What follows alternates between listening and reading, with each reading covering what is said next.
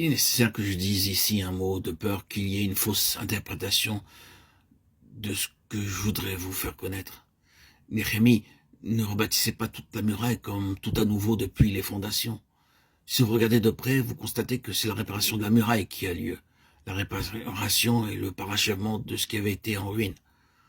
Pourquoi dis-je cela?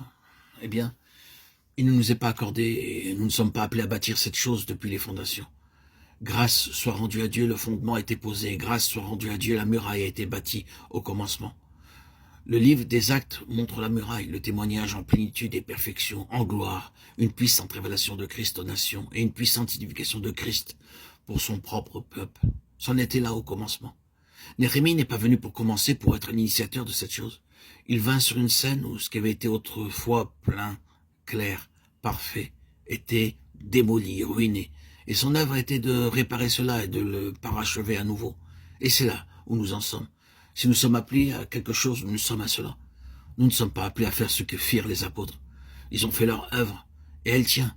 Mais depuis leur époque, il y a eu beaucoup de choses qui nous parlent des conditions du temps de Néhémie, beaucoup d'effondrements, de déclins, de désagrégation et de spoliation. Et le Seigneur appelle à recouvrer ce qui existait. Sûrement, c'est là l'œuvre à laquelle nous sommes appelés. Considérons tout d'abord l'état de ruine de la muraille. Il était le suivant. Je leur dis alors, voyez, le malheureux état où nous sommes.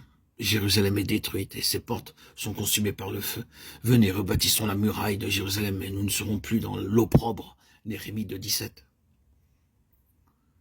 La dernière parole va droit au but, n'est-ce pas? Voyons le grand ennemi de Dieu, de Christ, du témoignage de notre Seigneur, qui a constamment pour objectif de salir le nom du Seigneur par n'importe quel moyen et en tout lieu, que ce soit par des assauts directs ou par un travail de sape très subtil, afin de jeter l'opprobre sur le nom du Seigneur et sur le témoignage. Qu'il n'y ait plus d'opprobre.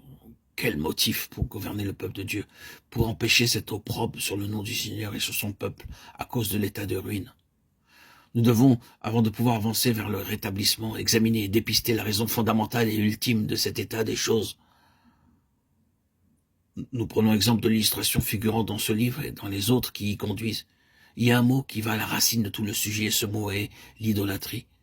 Si vous regardez les ruines, les décombres de la muraille, si vous méditez, considérez et vous posez des questions. Pourquoi? Pourquoi ceci?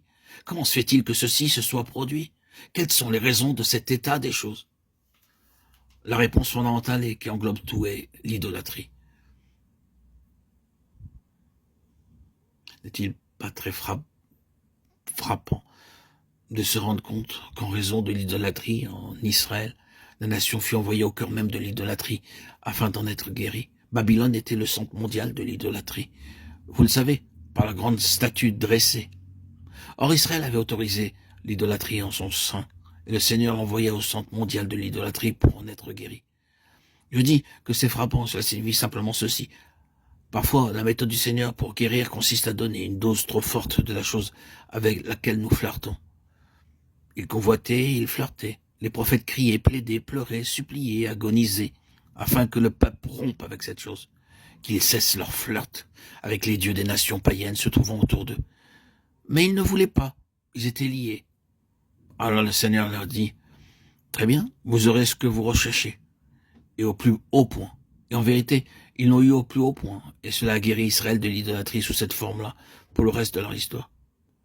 Je ne dis pas que cela les a guéris de l'esprit de l'idolâtrie, nous verrons cela après, dans les prochains audios, mais cette forme de complicité ouverte avec la puissance du mal fut détruite par le fait de leur accorder ce sur quoi leur cœur avait jeté leur dévolu.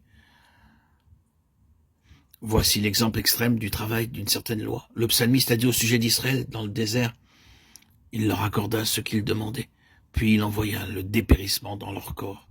Psaume 106,15. Et ils refusèrent de lâcher prise. Ils voulaient obtenir. Ils disaient oui à la face du nom de Dieu. Nous voulons obtenir. Alors le Seigneur dit, très bien. Et en obtenant, ils furent les perdants.